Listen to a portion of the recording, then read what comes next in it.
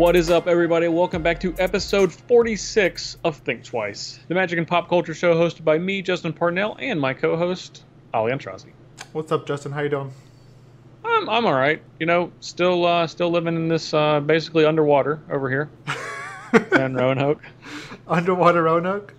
Yeah. Are you going? That's why if you're watching on YouTube, it looks like I am Orange? Yeah, because there's like the only light that I have, because I'm in like basically an aquarium. And I just got to holding this light up. You know, like if you have a fish tank, and you've got like one light in the top. That's pretty much what I got here. You're a merfolk. You're even wearing the Simic colors. Your shirt is like this bluish, tealish green. It is. It's teal. Teal is the color. That's just a real color. It's teal. Yeah, you're a merfolk. You're a merfolk. Yeah, I mean teal is blue and green. It's technically Simic. That is the merfolk colors. God. Unless you go back to Lorwyn, which is blue and white. So I don't know.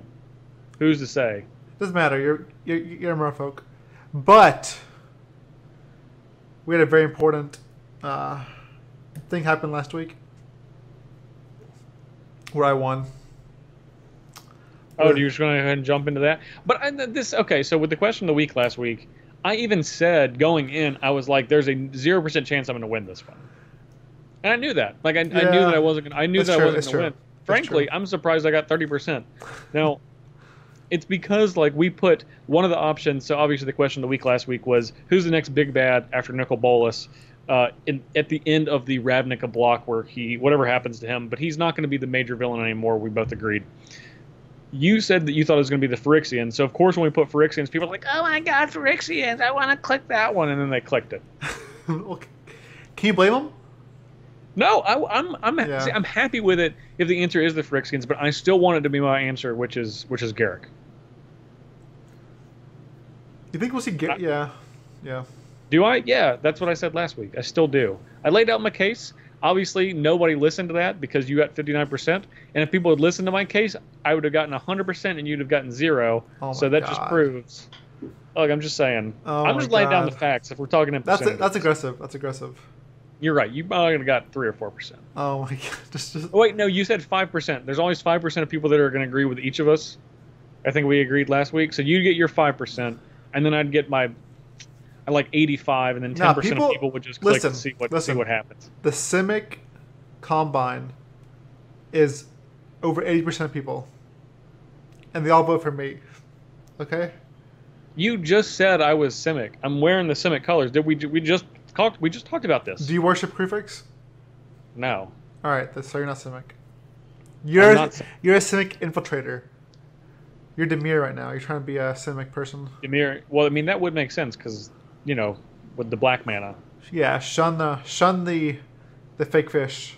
Shun the non-believer. So, anyways, yes.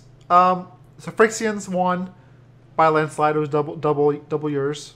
Almost, yeah, 59% to 30%, just about double. Yeah. What else did you do this past weekend?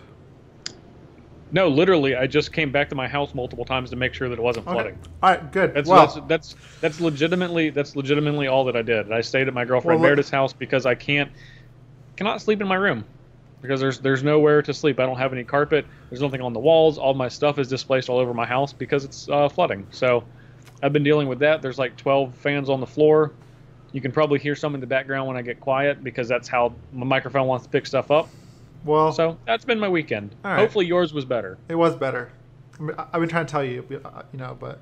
But you're doing the thing where you ask how. Okay, well I'm telling you, but I won't tell you mine. Yeah, just don't do that. Just tell me instead of asking because I thought you were asking because you cared and you wanted to know. I do care. But little did I know it was just a vehicle for you to tell me about your stuff. It's not. I've been enlightened. You go ahead. I'll just be silent. Oh my God. I split the finals of the Hex thing twice. This Saturday and Sunday? No. Yep, that's it. Why would you do that? Why would you split? Because first place gets everything, and second place gets like packs.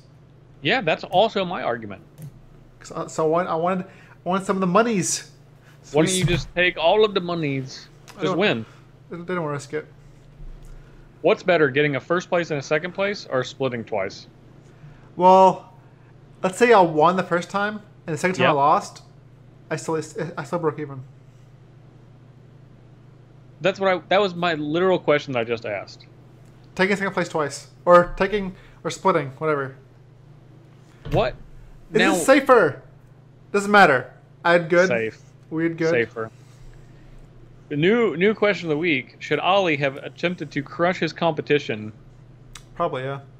Well, there you go. Question of the week answered. One vote. Question of the week. Okay, so this is the time before we hit our first segment. We want to thank everyone that's listening on SoundCloud, iTunes, YouTube, and Stitcher.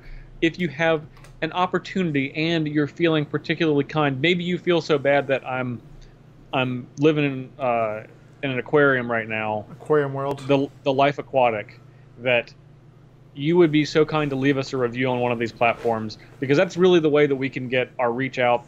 And there's only so far I can reach in this dark dungeon that has no carpet and there's water all over the place. Just do it for, like, I'm not above begging, obviously, so just you guys just do it for us. Yeah, I just want to Please. say the people that have done it, you guys have moved us up. Like we're on the top 10 when you search like empty podcasts Yes. on iTunes. Like we're searchable, so Yes. it means a lot, guys. Seriously. So thank you for the people that went to iTunes and gave us 5-star reviews, and we really appreciate it. We're getting more eyeballs, as Justin likes to say, or earballs. And earballs. Yeah. We're going for that #1 spot, though. Let's go for it. So thank you, guys. So please, if you want to leave us a review on iTunes or wherever else, We do really legitimately appreciate it. yeah, and it helps a lot. It is the thing that we appreciate the most, and it should be simple for you guys. So thank you very much if you've done it, and please encourage your friends, since you obviously tell all of them about this podcast, since it's your favorite thing that you listen to every Yeah, it's the first thing you say.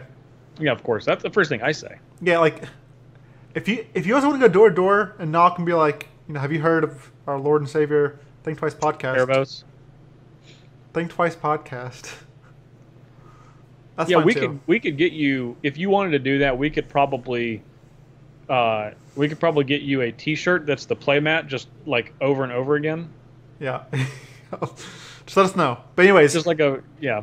Anyways, thank you guys for the people that did give us ratings, and all of you that are listening that are going to before the next episode. You guys are the real MVPs. Thank you very much. Okay, I think it's time to get to our first segment. So we're gonna take a quick break, and when we return, we're gonna talk about our predictions for PT Dominaria.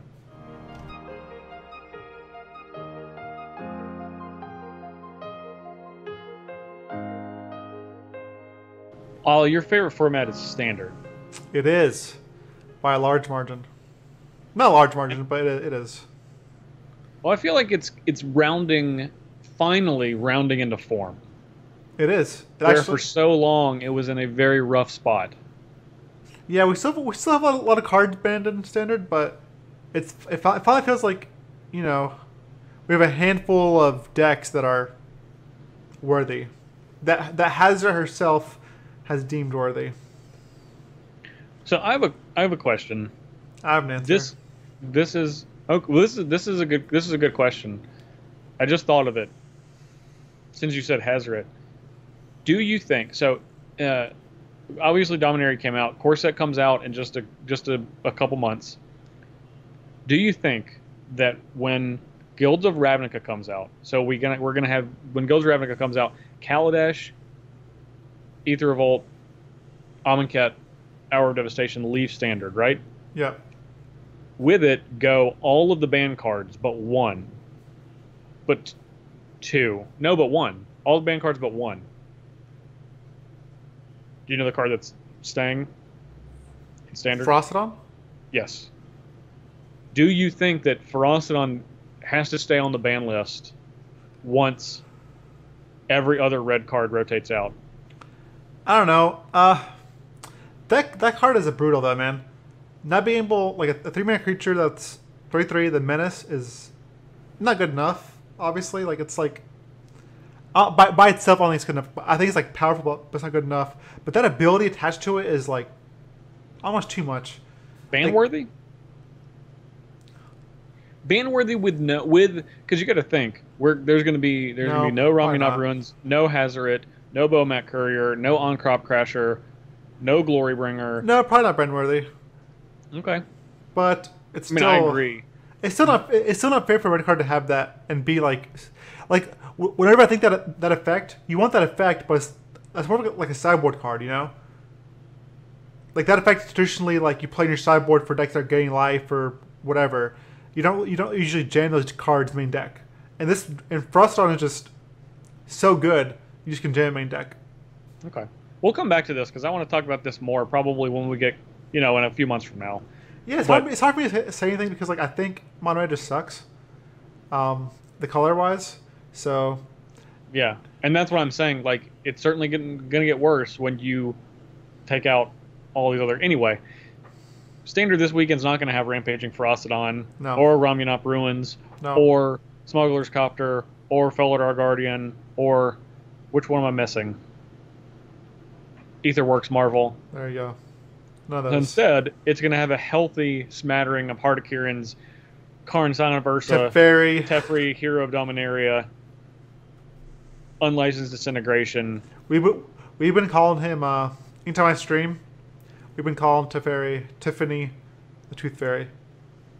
She's just so generous. Just leaves you 2 untapped mana under your pillow every night. Yeah, have you heard that song? All I want for Christmas are my 2 front teeth, my 2. That's what Tiffany does. She leaves you 2 untapped teeth. Untapped lands. Yeah. Yeah. Yeah. Like I said, yeah, Teferi leaves you 2 untapped lands under your pillow every night. Yep. Every single night. Yes, the Tooth Fairy. Yeah. God, it's so good. Card is so good. And once he does that for 4 nights in a row, on the 5th night he comes and slaughters all of your enemies. Anyone just like the real Tooth Fairy. Anyone you've thought negatively of gets slain. Yep. With no recourse. There's nothing they can do about it. No question. No question. No way to stop it. That's it. All right. Okay. So we actually believe it or not, everybody, we have things lined up to talk about. We're not just going to be just shooting from the hip the whole segment. So the question I want to ask first, Ali, to you, because you've been playing a lot of Standard on Magic Online and MTG Arena, and do you think that there might be a deck that isn't known about? Like, is there going to be a deck that comes out of nowhere for this event? Even if you don't know what that deck is, do you think it exists? I think there will be a team that brings a deck that we haven't don't expect or that's new, but I don't think it will dominate. Well, sure. If that makes sense. Yeah, but I guess my question is is there going to be a deck that we've never seen before in the top 8? I guess that's the real question I'm wanting to ask. Undoubtedly, there's going to be people that bring a deck that's like, oh, this is a wacky deck that could be good. Yeah. I think there'll be. I think if a team, there's one card that I think is really worthy to build around. Still, which is Baral. I think if someone can find a Baral deck to either mono blue Baral, a bunch of counter magic, or Yawgmoth's Val offering Baral, or just Baral in general. That's what I want to see. I think that could happen. I think Baral is the one card that's this card's really powerful. It triggers historic. It's just not something you play. Maybe a team or somebody will find a Baral shell. That's good. Okay. I mean, that would be great. I'm down for that. I'm down for Brawl. Brawl's a weird card because it's I want to root for it, but I also not too much. Yeah, not too. Yeah, exactly. Not too much. I want you to be good, but I don't want you to warp the format or anything. Yeah, I don't want you to warp the format. And it's one of those cards that man, if there happened to be enough instants that weren't monocolored enough, or I don't know, that had enough just raw power to them, then Baral, as we've seen in Modern, can be a pretty scary card. Yeah, 1/3 is really good too. The body's just really good. I feel like it's got the Deathrite Shaman effect going on. Why is this a 1/3? Yeah, why is this a 1/3? Why is Deathrite Shaman a 1/2? It's because it is. Yeah, absolutely. It's the same thing because like we used to be like, oh my gosh, Jedi Shum's an elf too. We're like, oh my gosh, Baral's also a wizard. Yeah, just randomly. Yeah, just because it Yeah. is. Another card I want to talk about that saw play in the beginning of the season, then like teetered off, is Path of Metal. Yes, like the first 2 weeks. Yeah, Path of Metal is a card. When it comes to play, it deals like 1 damage to creatures that basically don't have like first strike, flying, double strike, lifelink. Like basically don't have like an ability. It pings all those creatures, and then when you attack with 2 creatures with like flying, or double strike or first strike, creatures with an ability. yes, it flips. And the flip side is, it's just you can tap it and tap it in 2 mana, and it deals 2 damage to a player. I thought it was tap it. It's tap it and tap 2 in a red and deals 3 to a player. See, is it not? No, it's tap it 1 in a red.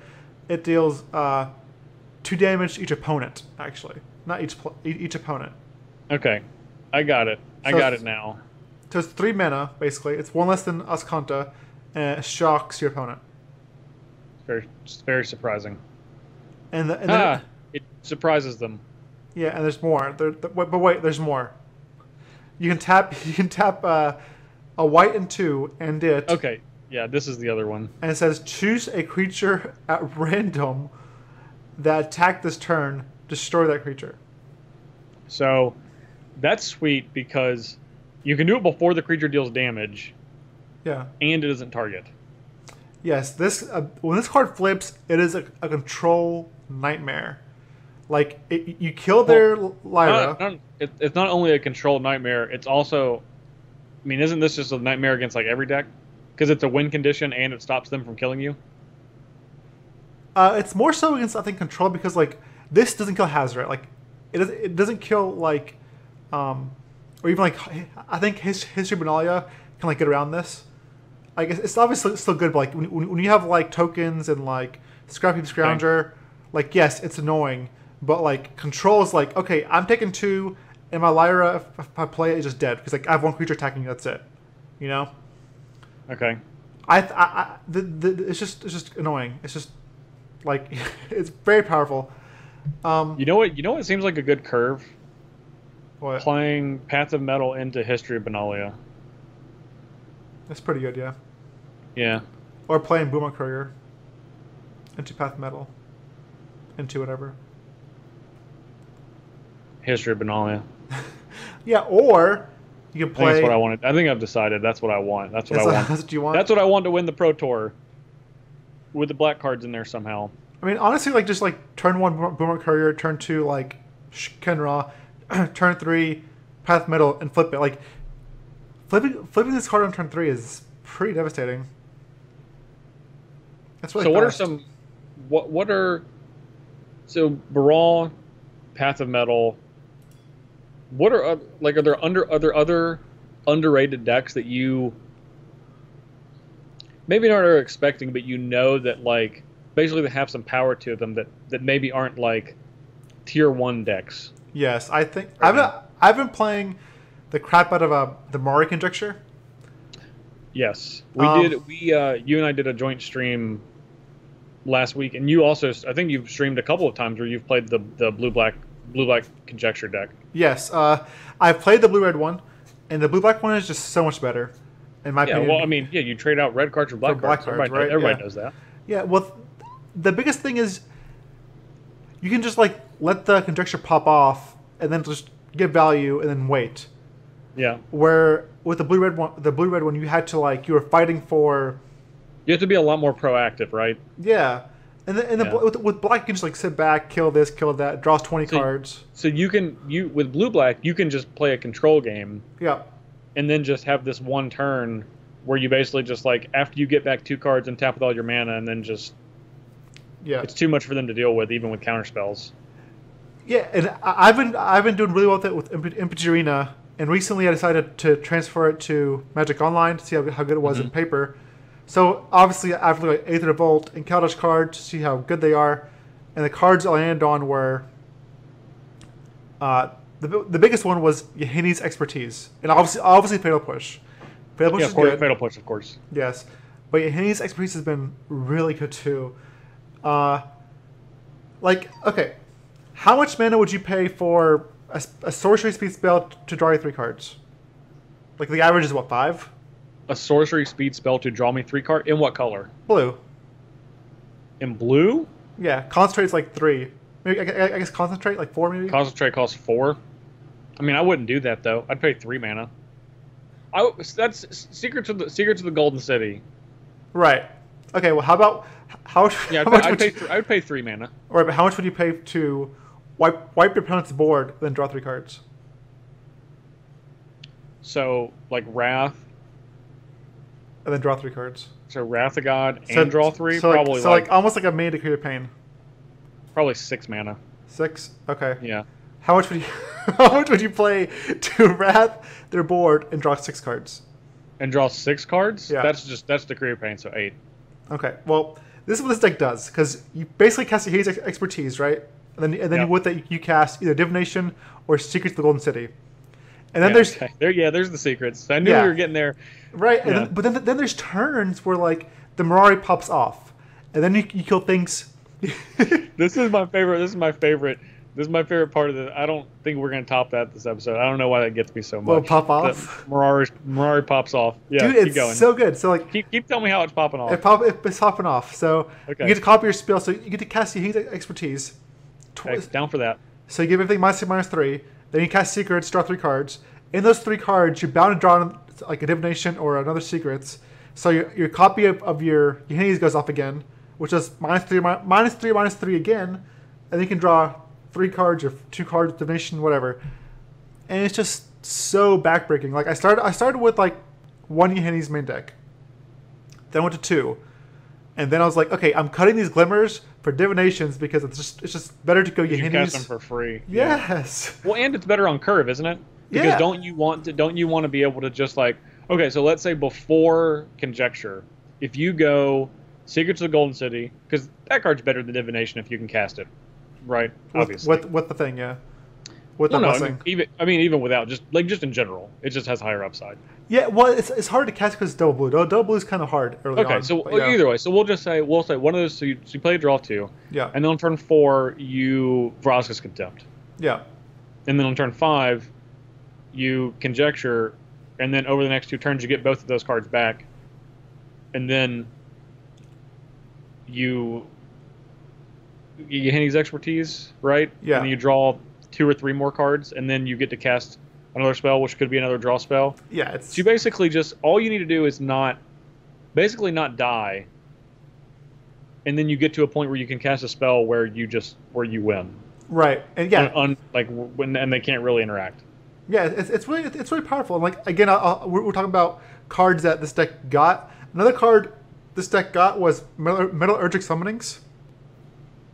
As alternate, Okay. like your whole deck is like instants and Instants and sorceries. sorceries. Yeah, except for Mirari Conjecture. Right. So that card just takes over the game very quickly.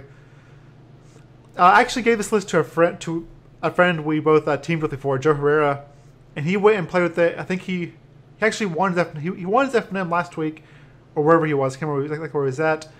And he watched me stream one time. He was like, "Hold on a second.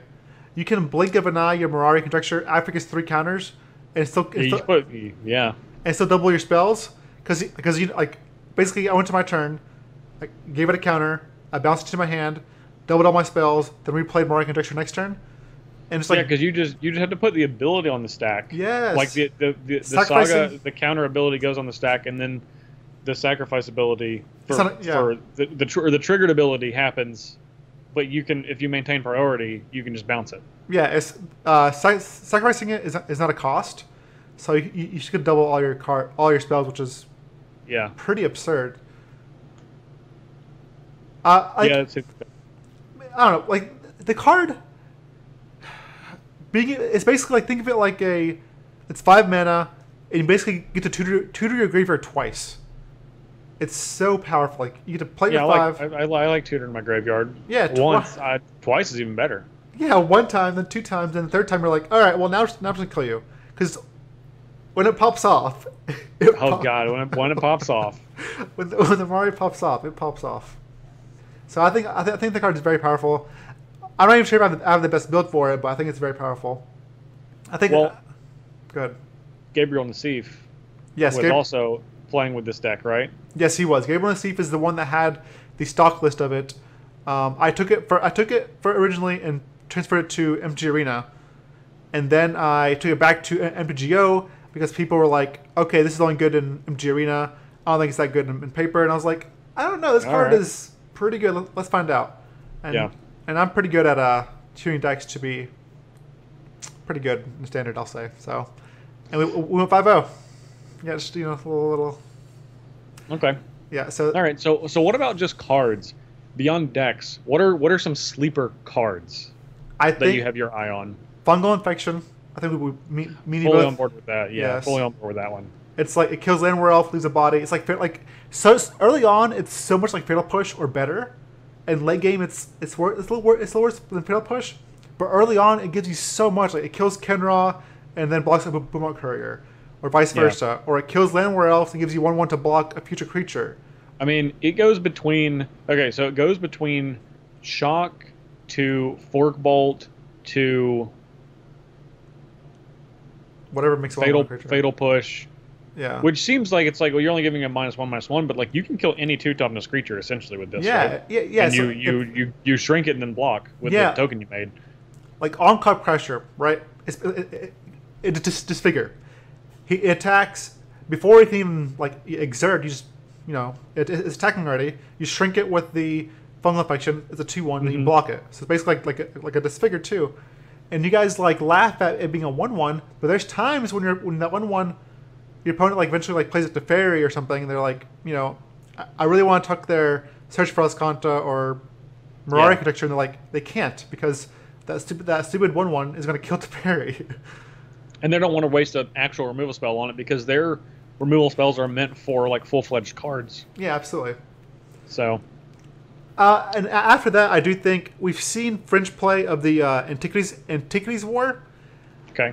I think this card is kind of like how God Pharaoh's Gift is seeing like Fringe play now, but it's actually still very, very powerful. I think the Antiquities War is in the same boat. I think it's very powerful. Nobody has found the like perfect shell for it, maybe, but I imagine the Pro Tour is the perfect time to find the shell for Antiquities War.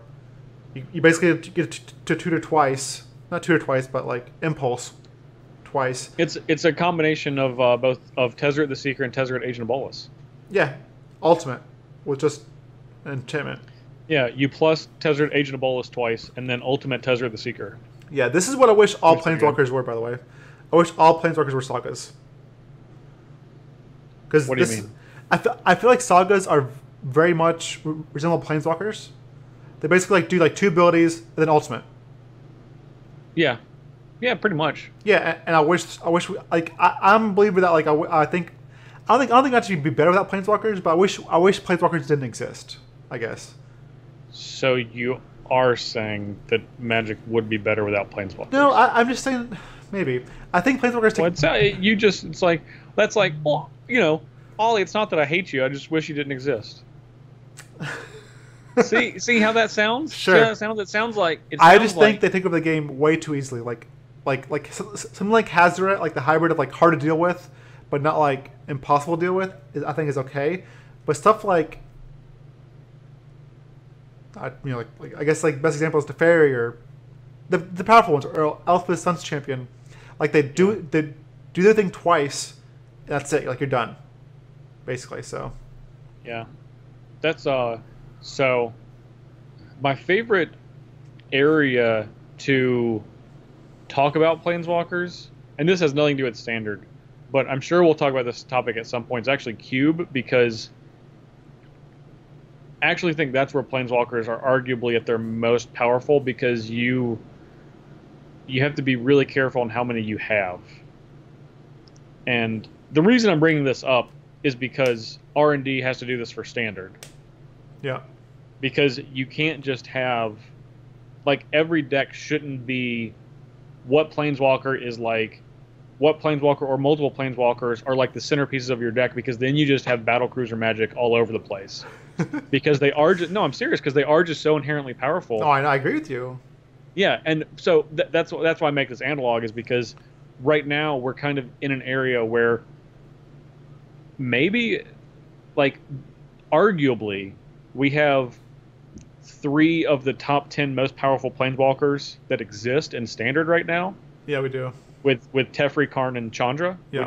Would you say that? I mean, and they're definitely top 10. They're definitely yeah, even if people disagree, like how far, even are we talking top 15? And planeswalkers have existed for 11 years now. So even if you're saying that at any given time that one of the best planeswalkers of all time, top 10, is printed once a year, we have 3 right now in Standard, active. Even if it's the top 15. So it's still, we're still in a really interesting spot with planeswalkers and how they're interacting. Exactly like Ollie's saying, because it's like, I'll say it, I think Magic is a better game without planeswalkers from the pure gameplay perspective. I don't think the rest of Magic and what planeswalkers bring to the table is, yeah, I agree with that. I think basically I think they're worth having. But from a pure gameplay perspective, they probably just make it worse just based on like inherent power level alone. You know what? This sounds like, I think we could probably have a whole segment on this. I'll let you continue. I mean, I'll just hold this last thing. Like, planeswalkers are the biggest snowball effect in Magic history. They snowball more than anything else in the game. Other than inherently broken cards. Yes. Other than like some Yawgmoth's Bargain or whatever. I was actually getting ready to say I was getting ready to say 3 different cards, and they're all from Urza Block. Okay. So yeah. I was going to be like, other than like Gaia's Cradle and Yawgmoth's Bargain. Yawgmoth's Bargain actually was one of the cards I was going to say. Sure. I was like, other than like Gaia's Cradle and like Yawgmoth's Bargain, Survival of the Fittest, and like Survival and Recurring Nightmare, I was like, oh yeah. So that two-year stretch of Magic where Anyway, but basically, like they do such a big snowball effect that like it's not fun. If you guys have played any kind of MOBA, like League of Legends or Heroes of Storm, sometimes like the opposing team is a small little edge, and you're like, okay, I have a chance, but then they start snowballing, and the snowball. And then they cast Teferi, Hero of Dominaria. Yeah, you're like, where'd this come from? And you just like have no hope. Like, he's not your hero, okay? He's the opposite of your hero. He's your villain. And you're dead. So back to what started this tangent, the Antiquities War. Yes. It's good. Antiquities War is good. I think it's very powerful. And then last one I want to talk about, I think Rona has talked a lot of talk about. Rona, Disciple of Gix. There's a lot of like little. That's the blue and black historic caring about card. Yes, it's very weird, and there's like some infinite combos with. That was my dog. If you guys heard that. Is that you have Maggie?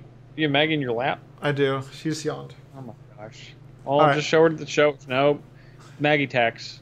No, you have to pay the Maggie tax. All right, here's Maggie tax, guys. If you're watching on YouTube, she's halfway asleep. Oh my gosh! There's Maggie. Look at that sweet baby.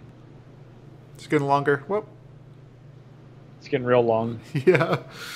So Rona has a lot of like combo potential with itself, like playing multiple Ronas and like Mox Amber and like just Walking Ballista, because that's historic. You can recur it and it dies, and you can add mana and you can do some silly stuff. Okay, so Walking Ballista is historic in more ways than one. Oh my god, that card is nuts. So Rona, that's a sleeper. If that would be a breakout deck, I guess. That would be a breakout deck if someone took Rona and like was destroying. I think the best Rona deck is the deck that not accidentally, but like stumbles into the combo. Like it's a deck that like attritions you. Then if it gets long enough, it's like, all right, well, oops, I've assembled this. You're dead. It's kind of like if you guys remember the Lark days, where Lark which is a value creature, is a good value creature.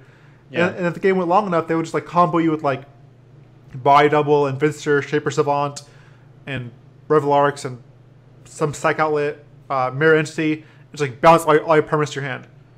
And like that's an excellent example for this, actually. Yeah, good analogy.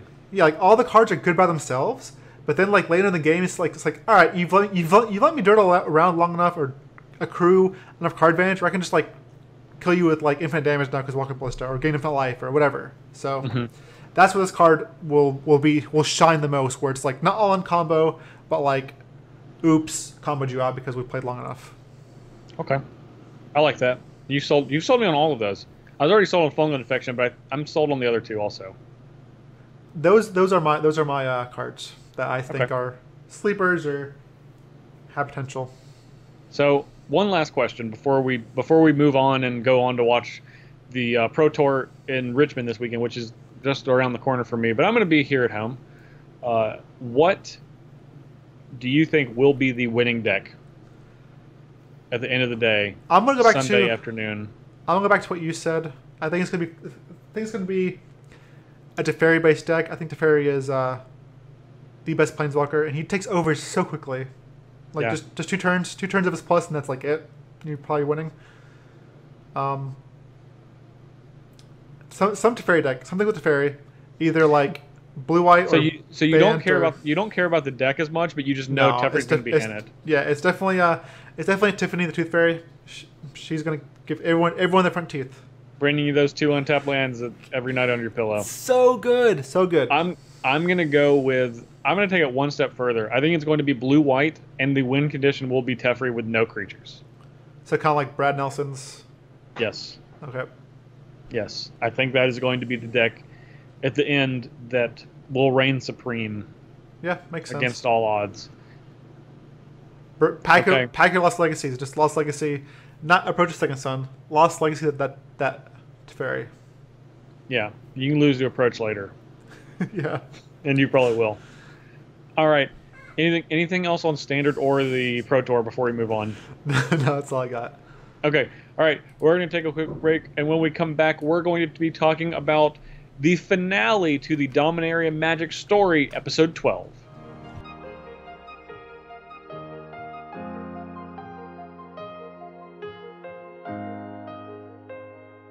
Now, Ali, I have to imagine that this was your favorite Magic story in Dominaria.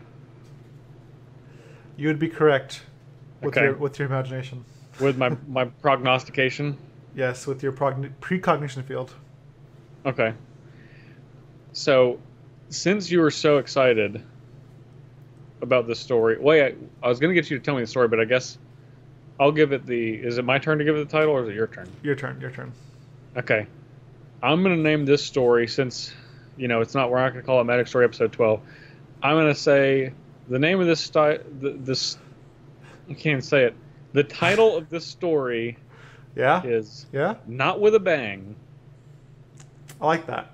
I like it. Not With a Bang. This one, unlike the other ones,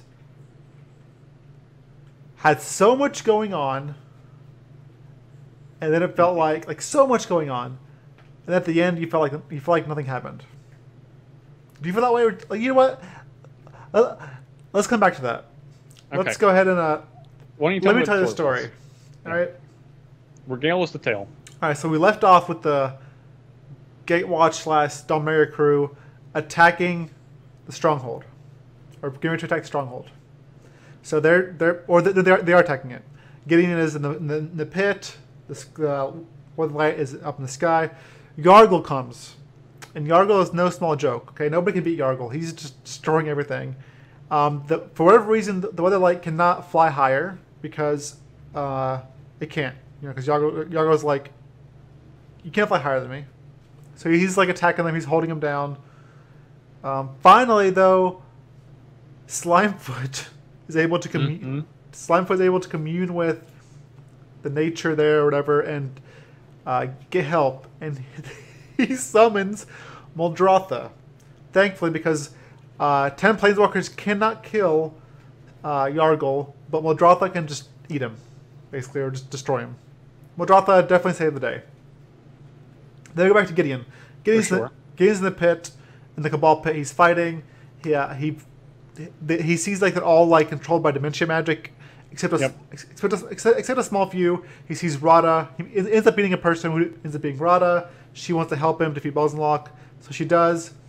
The way they get the Black Blade is very non-climactic. Basically, it jumps back to his scene. It's like, okay, got the Black Blade. It's like, what? Okay, sure. Yeah, you got it. I have thoughts on that one. Yeah. Anyway. All right. So, anyways, Yargle's gone. Now we get to Urgoros, the empty one, and he's like also impossible to kill. I don't know what's going on. Like these things are like impossible to defeat for all these planeswalkers. They can't beat them, which is kind of crazy. And Leon's like, okay, I need to leave. Like, yeah, go. We got this. But they don't have it, man. They don't got this. They can't beat anything. So Liliana like calls the spirits and asks, "Can you help me?" They build like a little bridge of ghosts and let her slide down. Like it's basically like a slide of ghosts. She slides down. She's like, "Wee!" And she hits a swamp on her butt. And she's fine. She goes in, and then Gideon notices Buzzlock. And they start like fighting with getting into Black Blade. Thank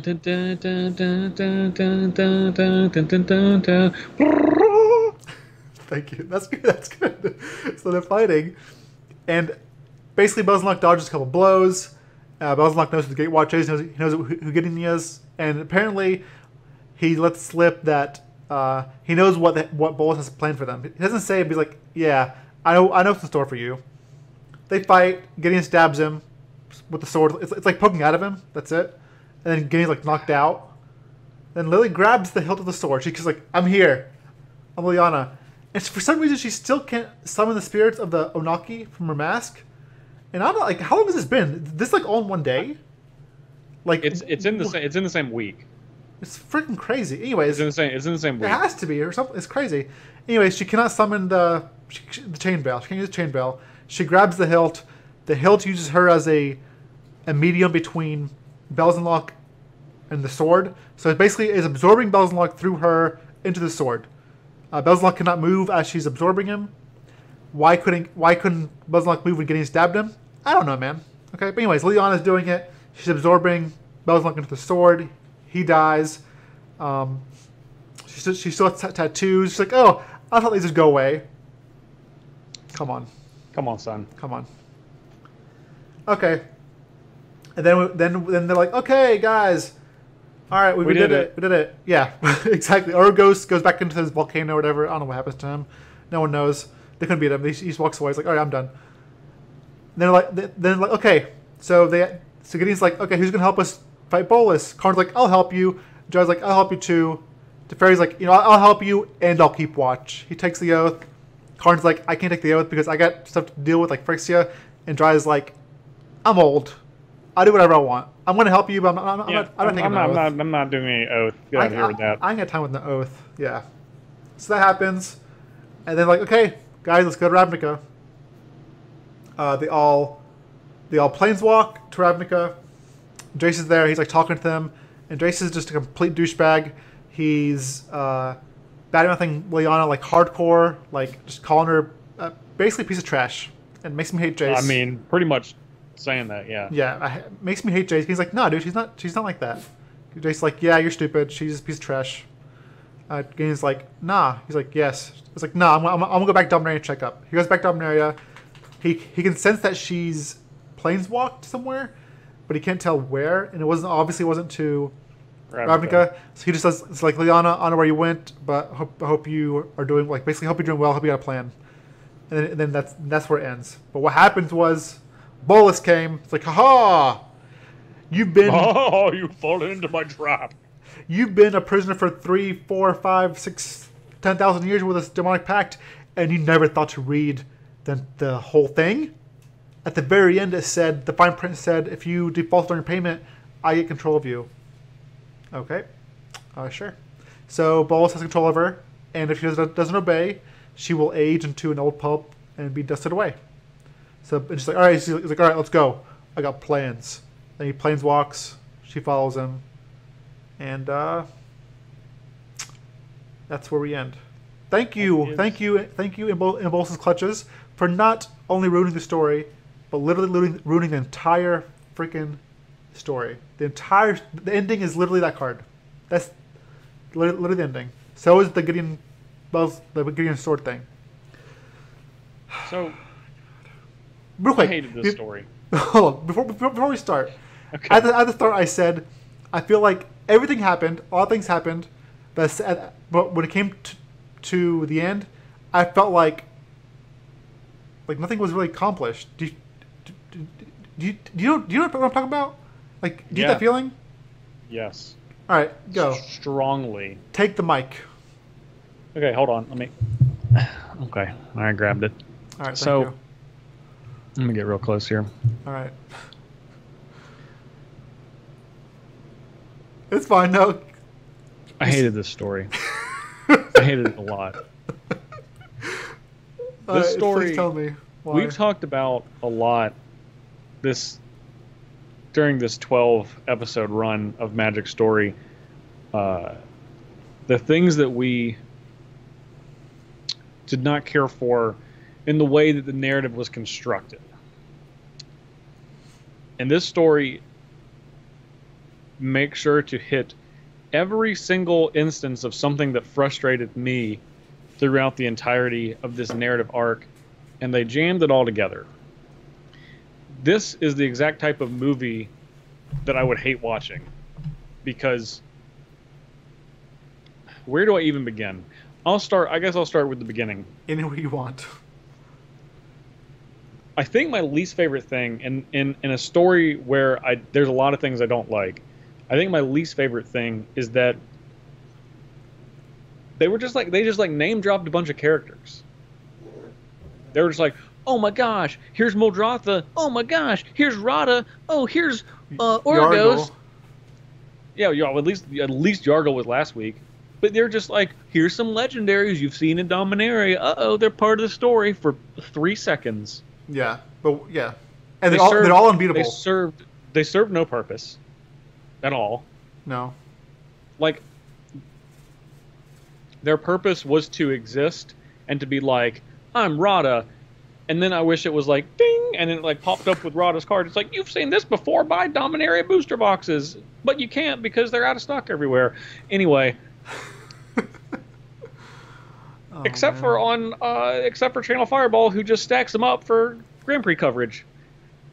Anyway, they just name drop different characters. Yeah. Just for no reason. Introduce them for 3 seconds and then they're gone. They mean nothing.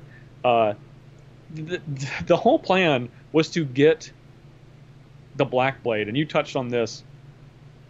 And they do it off scene, and they're just like, yeah, they found it. They found it in a room. Yes. In a room, they're like running, and they're just like, oh, there it is. Oh my god! The weapon that defeats Belzenlock that is supposed to be like insane. The Soul Drinker. They've talked about it every single episode that Liliana and Gideon have been in this whole story, and then you're telling me they're just like running through this castle, this stronghold, and they just like happen upon it.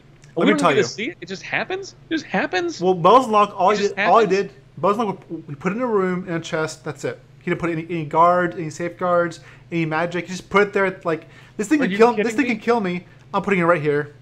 No one. That's not even the part. I'm not mad about what Belzenlock did. I'm mad about the author of the story. Are you kidding me? You literally built this up and you made this sound like it was so important, and then we don't even get to see them collect it. They're just like, oh, we saw it in this room, like, oh, there it is, better go grab it, because this is how we're gonna kill him.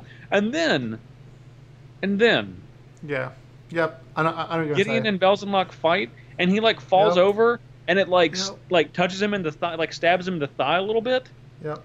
That wasn't even a fight. Dude, we're talking like if this is like a boss battle in a video game. It's literally dodge, poke, dodge, dodge. No, it's dodge, poke. That's it. And that's it. Just one hit.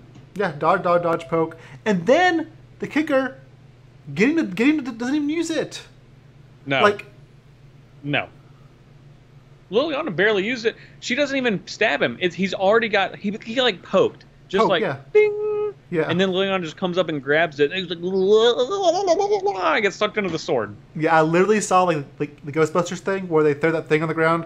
That is exactly what it was. Yeah, that's why. Belzenlock's supposed to be this big badass demon, and he gets poked and he just blows up like a balloon. Are you kidding me? Yes. Like this was it. Like at every moment, it's astounding. This story disappointed me in every single second because I was like, oh yes, this is getting ready to happen. Because you know what? At least because you built up to it. I was like, you know what? I know this is going to happen in the story. I know all of these different things are going to happen because, of course, as we've said, the story's been spoiled. And then I don't even get the payoff of seeing that moment happen. Are you kidding me? Dude. Then when I do, It's nothing. The sword falls and it like grazes him. It like hits it, stabs into him like his leg a little bit. And that's it. Yeah. The story was spoiled for the sword, right? We saw the sword, the Gideon gets it.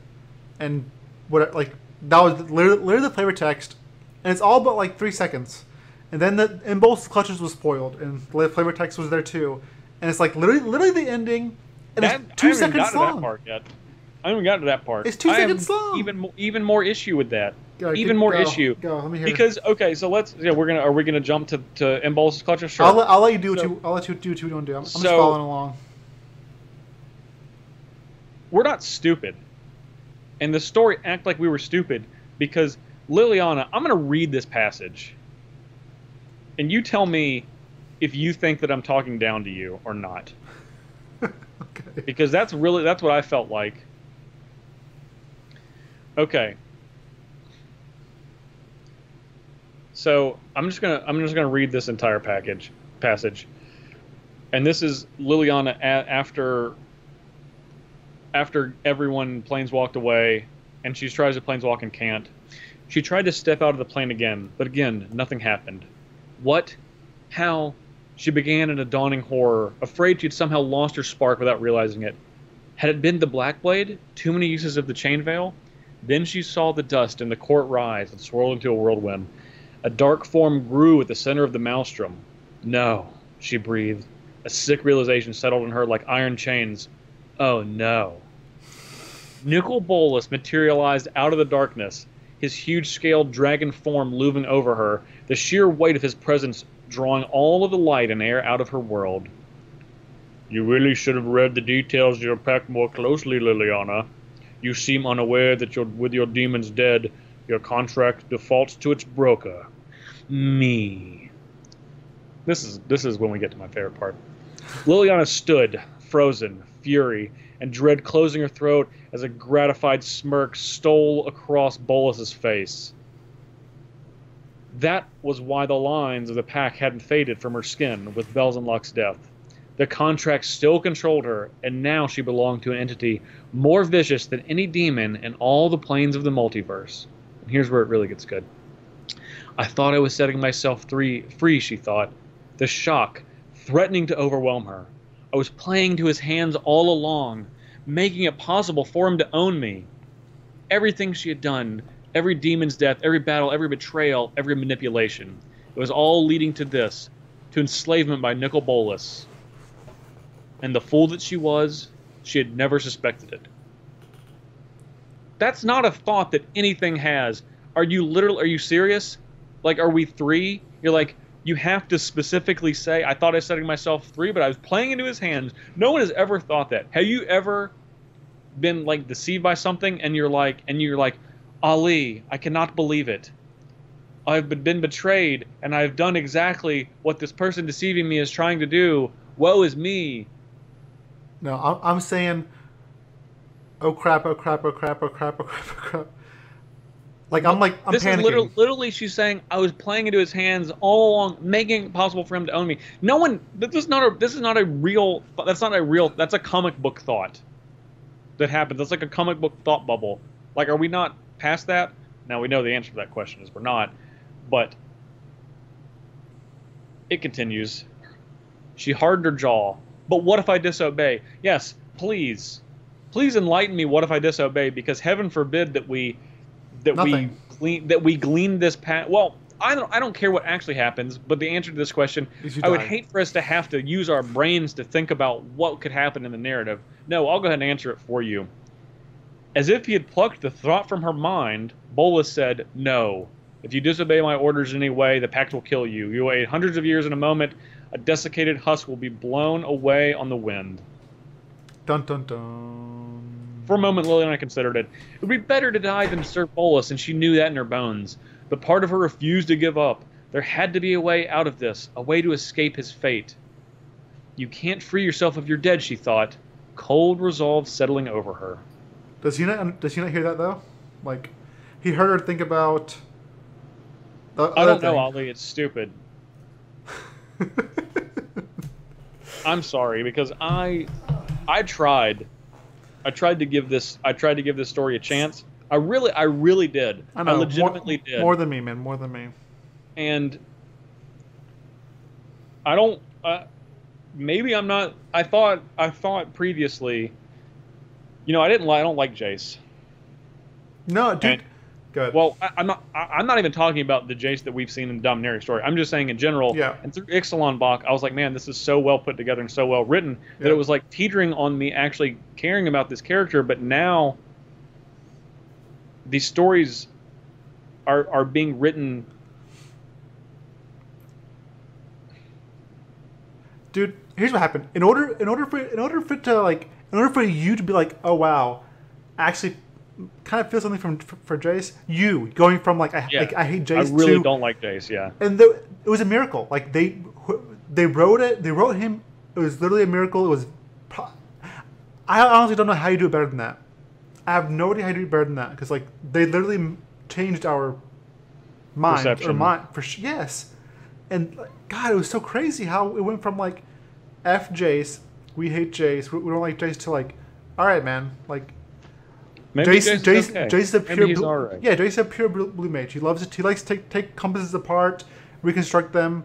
He likes taking people's past apart and then fixing those too. Like he's literally like a tinkerer, taking things apart and fixing them and finding the missing piece. Like he's purely blue and he's a good guy. He means well. To this person that's like He's a douchebag. Yeah, I was gonna say a different word, but yes, a douchebag. Yeah, I'm being as nice as I possibly can. Yeah, yep, yeah, and the way he's like, he was a douchebag. Like he was the Guild Pact. He's seen his past. He's been through so many. He's literally mined by people and killed them. He's like. He's seen all these things that he's done and how he knows, like, hey, when someone else is pulling the strings, like Alhamrit was, it kind of sucks. Like, you're not fully in control of all your actions. Like, sure you are, you're still responsible, but like you're not fully responsible. You can't be fully responsible. And then he's just like railing Liliana. Like he's just going ham on her. Like no punches pulled, everything going crazy. Like combo 1000. It's just like, dude. Like, the thing is, like, I'm not you love Liliana. I'm not the biggest fan of her, but even I'm like, dude, chill up, out, man. Dude, like, yes, back up. Like, okay, yes, she messed up, but like, you're going ham, swine skillet. He's going ham, swine skillet. Yeah, like, chill out. Yeah, I don't like Jace. I don't like this. This is not the Ixalan Jace that I came to. I thought we were in such a good spot with getting 3-dimensional characters, and in their biggest moment, in the finale of this story, you have no characters that are beyond surface level. When I felt like it was the perfect moment to show that, and this is a missed opportunity that you're not gonna be able to get back. You can't, once you take the wind out of the sails, you can't be like, oh yeah, don't worry about Dominaria story, like one of the most important stories to like the rest of the this story narrative. You can't just be like, don't worry about that, because you have to, if you're paying attention to the lore like we are. Yeah. Like I'm gonna keep reading, but I can't. I would be lying if I said that I was like excited to see the continuation of this story in the way that I've had to take it in for the last 3 months. Yeah, we both said before, and I don't know, like this story is just not what we want. Like, I don't know. I was giving you a hard time for being overly hard on it last week because I was trying to be as positive as I can, because I was just like, surely that this week will be better, and I feel like it was worse. Like it was just there was no consistency in anything. Like it was literally just, it was like, did Michael Bay direct the story for this? 'Cause that's all it was. It was just like bang bang bang, but we leave out important details, and we're gonna just the exposition that we have is holding your hand to make sure you understand how to get from point A to point B without using any logical thought. I don't know. I was gonna say no, it was M. Night Shyamalan, but at least he had twists or some kind of twists. The twist was we didn't get to see any of the good parts, in any detail. Yeah. Also, I think we dug too deep with our theories. I guess there's just like poor writing. Not also say poor writing, but like the whole Sarah thing. We're like, oh, the Sarah's realm, like because it seemed like something was out of the ordinary. As it turns out, it's meaningless. Yeah. Yeah. As it turns out, it's meaningless. Yeah. No, we'll know better. We'll know better next time. Oh my god! We'll know better next time. It's just like because it Lyra. Seemed oh, odd. Is there something going on? No, Lyra's just an angel. Nope, just a basic old angel. Nothing else to think about. Because heaven forbid we need to think anything beyond what we can see with our eyeballs. And we know to go back to Dominaria because we know the next 3 sets are Ravnica, so we know like nothing happened. I don't know. I'm ready to move on. Yeah, me too. It's done. I'm frustrated. Let it rest. Go to sleep. Okay, good. All right, we're gonna try to snap out of this funk. Take a quick break, and when we return, we're going to be talking about Solo, a Star Wars story. Be right back.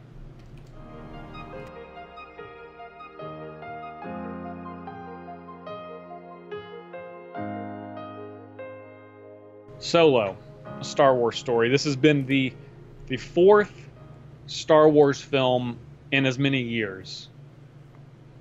And I know that you and I have kind of been split on how we felt about them. To a degree, at least. Yeah, I think you're more of a Star Wars fan than I am overall. For sure. I mean, I would say that I am I don't want to say I'm like a mega fan, but I'm a fairly big Star Wars fan. Yeah, I don't think I'm a fan at all, actually. I've realized because I realized it. I went to this movie, had no idea what's going on, and literally zero expectations. Okay. I was hoping it'd be good. I was hoping it'd be bad. I was like, you know what? I'm gonna watch this for the podcast. Let's see what's going on. Sat down and watched it. Well, that's good. I would advise that rather than standing up and watching it. You'd have gotten very tired. And it was like, it was okay. So like nothing meant anything. If you are interested in watching this movie, why should you watch this movie? In your opinion, what type of person should watch this movie? I guess if you're a Star Wars fan, because if you're not, it's not worth watching. Okay. I'm going to say you should watch this movie if you're not too invested in the fact that Harrison Ford is not Han Solo in this movie. Because that was something that was a little bit of a hill for me to climb. And if you are more interested in an action movie than a sci-fi movie. It felt like a heist movie, more heist/action movie. Yeah, more than sci-fi. Absolutely, so, yeah. Before we go into spoilers, where are you putting this on your tiers? We have wifey tier. Oh, whoa. First of all, we used to have wifey tier, meatloaf tier, and papu tier. Okay. Because I am tired of always telling you it's between wifey tier and meatloaf tier. Yeah, because you want to hedge. You just want to hedge. You just want to hedge your tiers. Like, you couldn't do that. You got to pick one. I'm like, nah, you got to pick one. We have rules on Thinktwice all day. Okay, I'm rewriting it. Here's what happened. Okay. At the top, we're having wifey tier still. It's still number one. Yeah. Wifey tier. Put a ring on it. Then gotta wife it up. Then between meatloaf and wifey is a new tier. It's like so how many tiers are there? How many tiers are there going to be? There's going to be 5 tiers. 5 tiers. So I'm adding 2 tiers. 3 to 5. Okay, so this is between wifey tier and then meatloaf tier. Is that right? Yes, it's between the best and medium. So it's like a okay. This is called the meat wife tier. Easy to remember. The meat wife tier. Yeah, she's not quite wifey tier, but she brings you a lot of meat, or she's made of meat. Whatever you like more. She's made of meat. I mean, whatever you like more. Like, hey. You know what I pictured? Okay. What is the little maid from the Jetsons? Yeah, the robot. That's like a robot. Yeah. For some reason, I pictured that as like steak. Yeah. Just in that same form. Yeah, wrapped with bacon. Like it's good though. Yeah, that's it's pretty good. much what it looked like. Yeah. Okay. Yeah. So So it's wifey. It's called the meat wife, and then meatloaf. Then meatloaf. Okay, so the meatloaf's the middle one. Okay, and the very bottom we have is poo tier. The poo tier. Yeah, you're gonna poo in it. You're poo in it. All right, so between the medium tier and the very bottom tier, poo tier, I'm adding a new tier. Okay, so between meatloaf and poo tier. Yes, I'm calling this the poop loaf tier. The poop. Is that better? Are you? That's better than just straight poo. Well, straight poo. Listen, straight poo is just like you just poo-pooing everywhere. Like you poop on his face, on his head, on his home, on his children, on his children's children. Who are you poo-pooing on? Everything. Okay. Whatever you think. That's the poo tier. This is like that's the bottom of the barrel. Like you will never. So never. What was this again? What was this again? Poop loaf tier. Poop loaf. Poop so between loaf. meatloaf and poo. Yeah, it's a poop loaf. Okay. It's like your wife's telling you, or hey, I made you a loaf. You're like, oh my god, yeah, all right, cool. And then she puts it on a plate. Like, this is a poop loaf. She's like, yeah. And you're like, you were excited. Like, so there was some positivity, but then like you see this poop loaf, you're like, no, this is not good. Wait. Like you appreciate the effort, but it's not good. Yes, exactly. Okay, I got it. There's there's work put in. Like you're like, okay, that's. I carry like an ounce. Someone really tried hard on this, but it's just but I'm not eating this. I'm not touching this. Like it's like you messed up. Okay, like this is like this had potential. It was going somewhere, but it's a piece of poop with bread. I appreciate the effort, but I never want to see this again. Like breadcrumbs are great. But when you put them in with poop, it's a poop loaf. I think we got it. All right. Okay. Let's go down again. So, at the top we have wifey tier. Wifey, yes. Okay, wifey tier. Okay. What's next, Parnell? Next is meat wife. Meat wife. Yes. Meat wife. Okay. All right. What's next? Then we have meatloaf. I know that one. Yeah. Then we have poop loaf. Poop loaf. And then we have poo, of course. Yes. Okay. So. So just to. I guess to kind of calibrate this scale that we're doing, wifey tier, I would say, I think you and I have talked, even outside of the podcast, that our favorite movie this year is Annihilation. Absolutely. This is 100% wifey. So that's wifey tier. Yes. Okay, so what would be an example of a meat wife? A good meat wife tier, a good wife that's a piece of meat. It's like, good meat wife tier. A good meat wife is Deadpool 2. Okay. That's a good meat wife. Okay. All right. And then meatloaf would be... Ready Player One. Yeah, that was very meatloafy. It's very Very meatloafy. Right, whatever, it's fine. It exists, and there it is. Yeah. Yeah, okay. Okay, very meatloafy, yeah. Okay, then a poop loaf. So this is not the very bottom. This is not the very bottom, but it's pretty close. This is something like Cloverfield Paradox, where we're like... Okay. This has so much potential. This isn't the worst thing I've ever seen, but it just was not good. It was kind of going somewhere, and then just fell flat on his face and just fell in poop. It was just so close. It's like right. No, it wasn't close at all. Okay, and then poo tier is like Bright. Or Justice League. This is like straight garbage. League, yeah. This is like. No, I agree with that. This is not close. This is like not. There's nothing positive at all. Yeah, there's just the worst. There's no loaf. There's just poop. Everywhere. Okay, so where are you on the putting? Walls. Okay, so in the sink. Now that we have 5 tiers, where are you putting Solo? Solo for me was 100% meatloaf tier. Like I didn't care for it. I didn't like.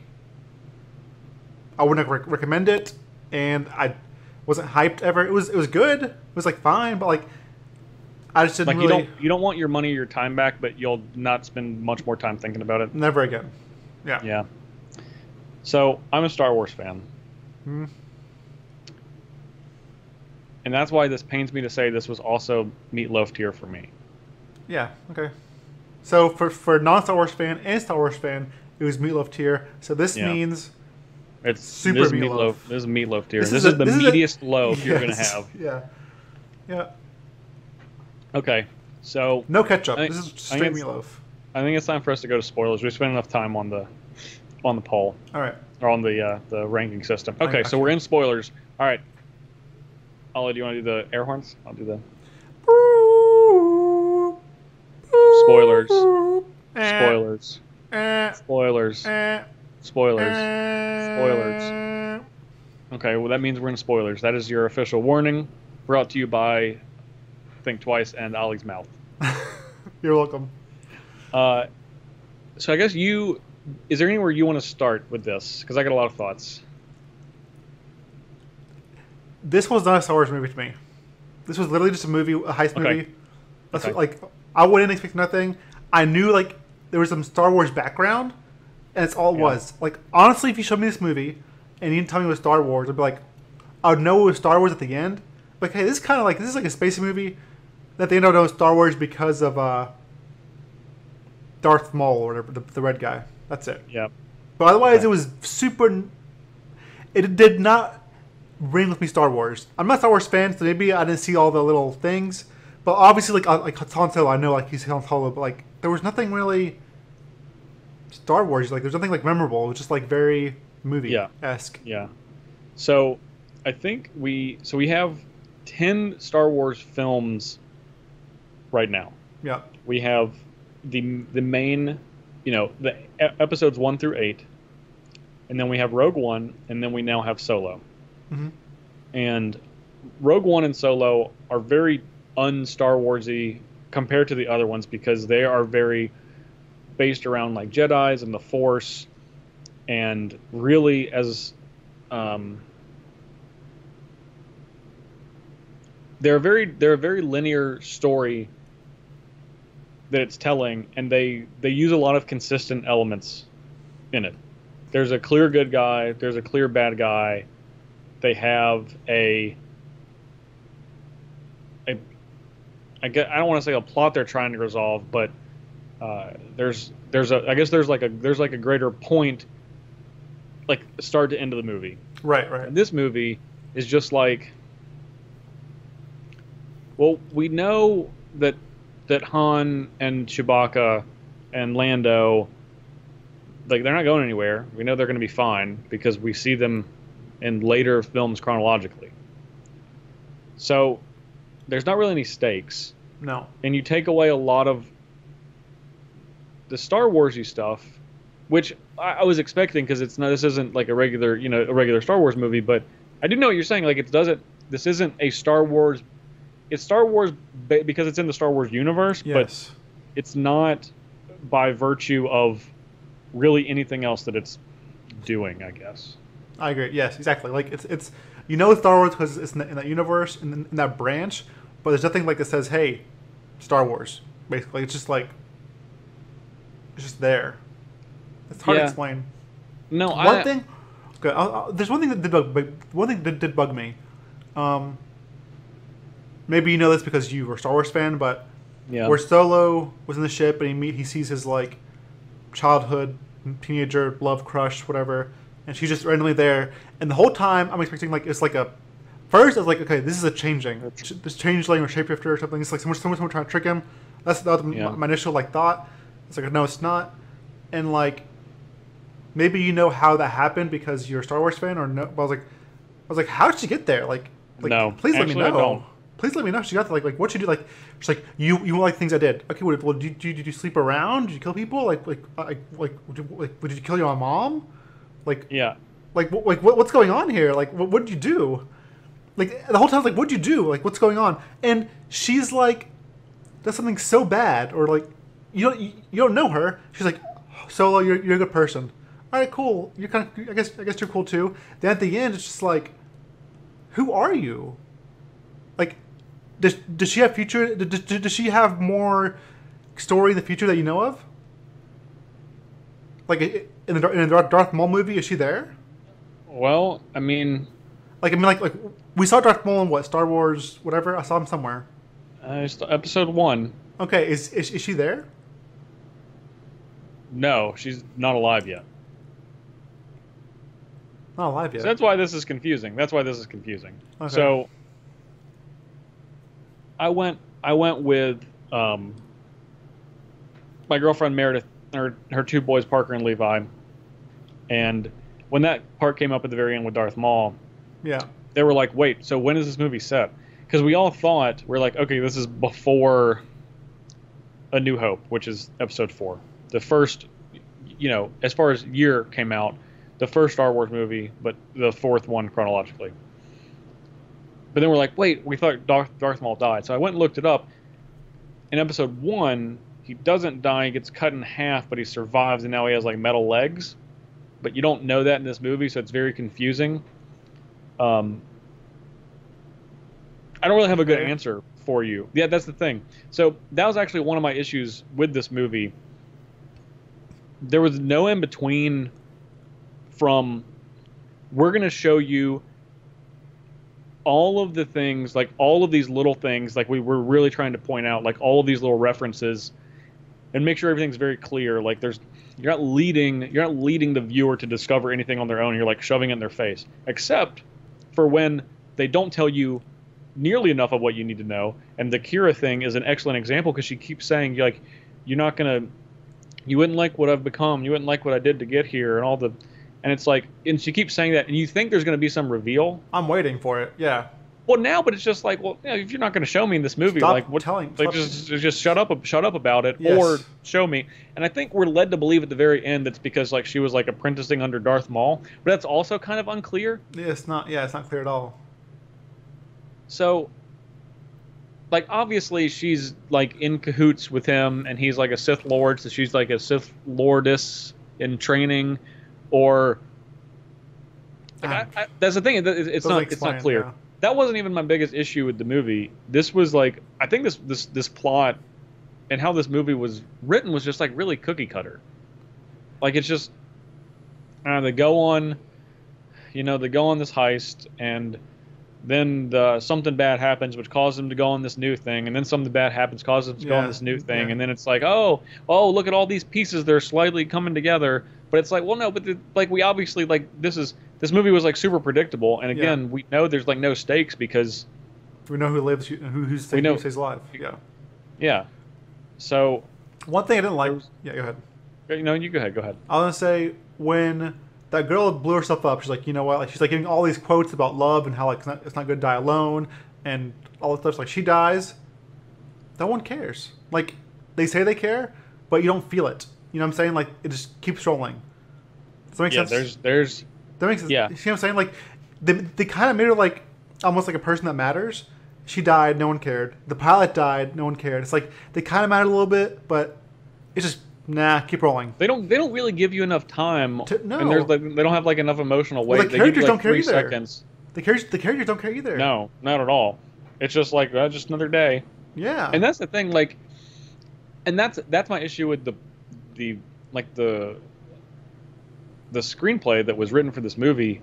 They killed it with this cast. This cast is amazing. Yeah, like the people that they had playing, but I don't think the issue is with the cast. Like you have the least heralded person was the star of the movie, which is like Alden Ehrenreich or something like that. And then you have Woody Harrelson, who's obviously speaks for himself with his resume. Paul Bettany, Emilia Clarke, Tandy Newton, Donald Glover.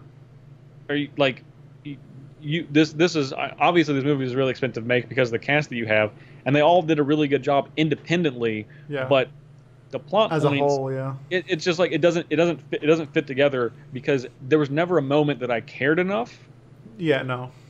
And there also wasn't a moment that I was like. There was never a time I was like excited to see what was going to happen next. I was just kind of waiting for it to happen. Yes, yeah. It kind of sucks honestly too because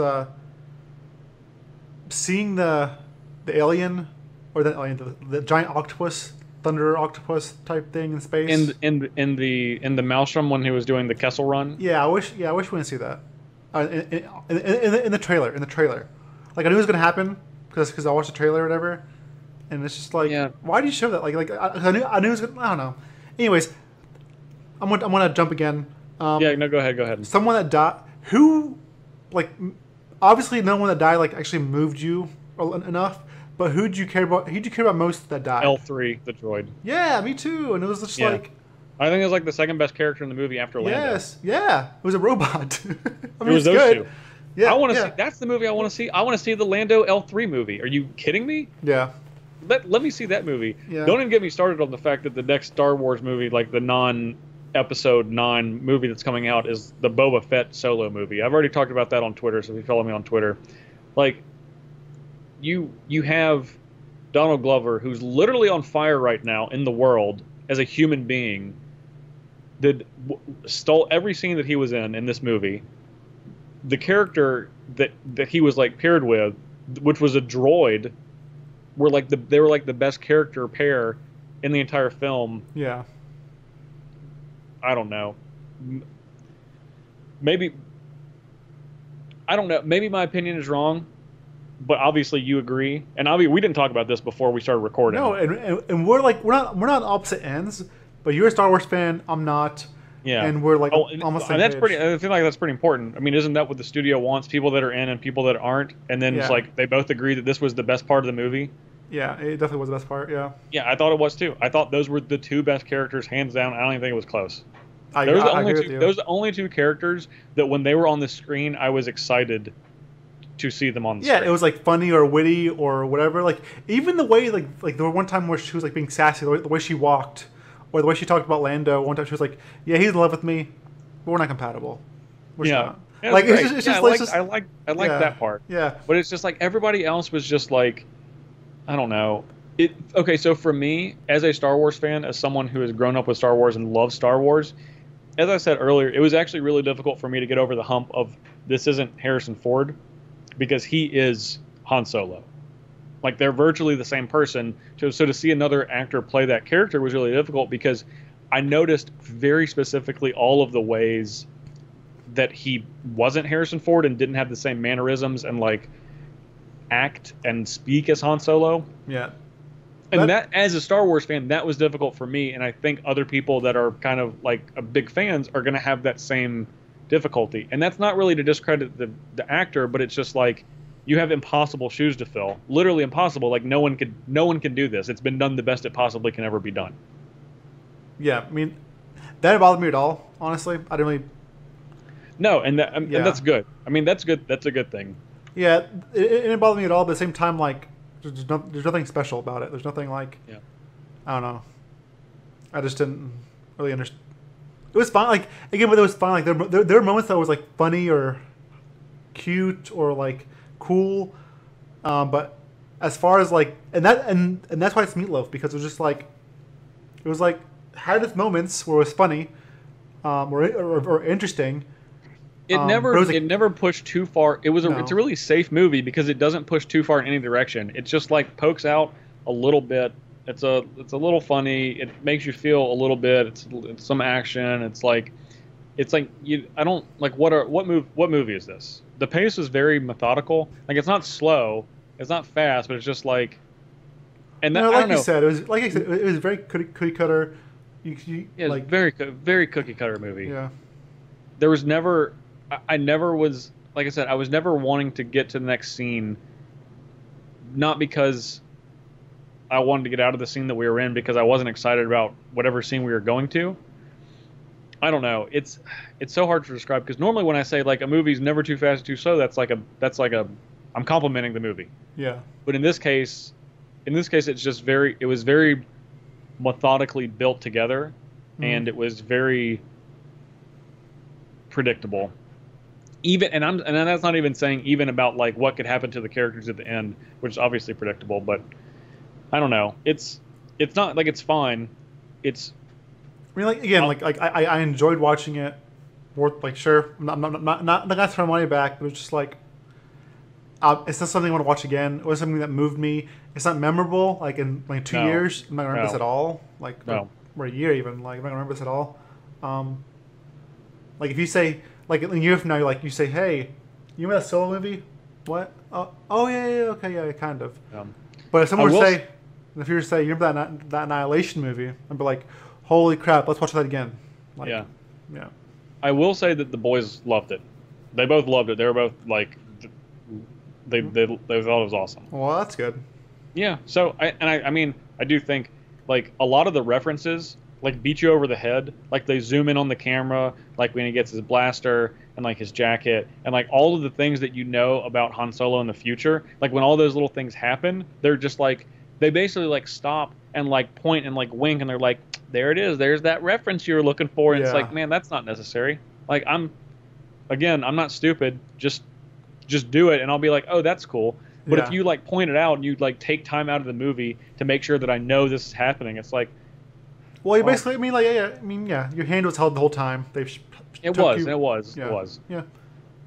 So I don't know. I think for audiences that are, bless you, audiences that are looking for more, and you don't want a traditional Star Wars story, go watch Rogue One, because I think that film is superior to this one. Very superior to this one. Yeah, that's actually that felt more Star Warsy than this did. Did not feel Star Warsy at all. Yeah.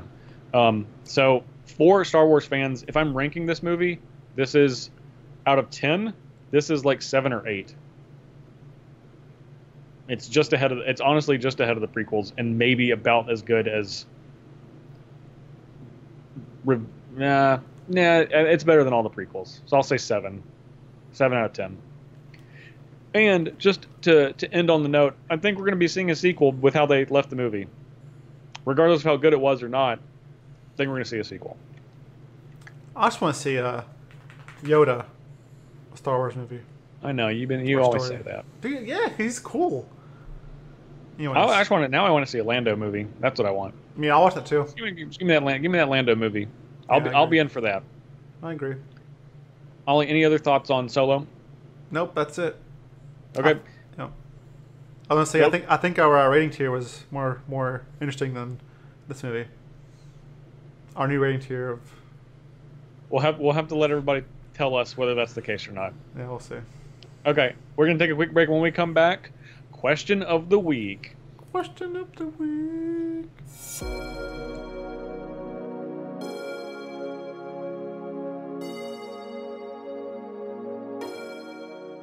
Ollie, let's jump right into the question of the week, because we're in a rare circumstance where we find ourselves in agreement. Crazy. I know. Never happens. Only every once in a while. Probably 3 or 4 times a year. Yeah. Question of the week this week is, we haven't talked about MTG Arena in a little while, but we will soon, especially with the announcements that have come recently. So we know that best of 3, so aka traditional Magic, where you play 2 out of 3 games, and full standard with Kaladesh and Aether Revolt is coming to MTG Arena. Yep. With bannings. So now that we have actual, factual standard, full Magic. Yes. Would you rather play standard on Magic Online or Magic Arena? For me, this is not even a question. I 1000% MTG Arena. It's more visually appealing. Cards do stuff. Planeswalkers talk. Like your favorite cards that are mythics, like, are animated. I think it's cool to see Carnage Time just go roar, or Angrath pop up and be like, no fire, no steel. Usually when Carnage Tyrant does that, we lose. Sometimes. Or the animation is cool. Like I was watching last night. Actually, I saw Angrath throw like a little a harpoon type deal on your creature and pull it on your Lordbringer and pull it to the side. Like, how can you that is so cool. You did die. Yeah. But that's so cool to watch. Like, literally when I'm playing at Magic Online, I'm playing the sounds in my head. Like whenever I see Teferi, hurry up or keep up the pace. That's what I'm hearing. Yep. But all I'm seeing is like, I don't know. Yeah, like no, this is like it's. I can't play it for long. I literally cannot play Magic Online for long. Like, it just, knowing a different program exists and it's just, in my eyes, superior in every way. I also think that I think the gameplay is better too, personally. So yeah, for me, 1000%, I would rather play it on MTG Arena. Okay, we both agree. All right, so this is a question for you. What do you think is going to win this poll? Magic Online. Any Magic Online? Yes, because people don't want to lose their cards in value. They want to be like, they want to give themselves a false sense of hope, or like Magic Arena is not better, but it is. It's guys, it's better. I'm sorry. Embrace the future. Boys I'm not sorry. Girls. I'm not sorry. It's better. Yeah, embrace the future, boys and girls. Yes. It's coming. whether you want it to or not. It's better. All right, Ollie, where can people find you? Find me at twitch.tv/Ali Aintrazi, twitter.com/Ali Aintrazi. My articles come out on gatheringmagic.com. This Friday, every Friday, tomorrow, we actually listen to this podcast. You want to check that out. I wrote an article about team RPTQs, decks maybe you should consider because it's coming up. Maybe cards you can consider, like, you know, like, you're like, Justin's playing Negate. What should I play? I like Negate. And I'm like, Justin, can I play Negate? He's like, no. No, I'm playing Negate. So what cards can I play? Well, the obvious one, I think people think there's Unwind, which, yeah, Unwind is one. But there's another one too, guys. Jason's Defeat is perfect Negate for other decks. That hits like every card in Blue Eye Control and even Gear Hulk. So like, if you want to know what's good or what cards are like are similar or what decks you guys can play, you definitely want to check that out. Yeah, that's where you can find me. I'll check it out for the jokes. What jokes? Oh no. I know jokes. There's no jokes. I'm always 100% serial. Oh my gosh. Fine, I'll check it out anyway. You can find me on the Twitter at jparnell1. You can also find me on StarCityGames.com and YouTube every Wednesday, 11 a.m. Commander Versus series, where we have an episode this week. Last week we had a power outage, so we did not. We have one this week. It's fun.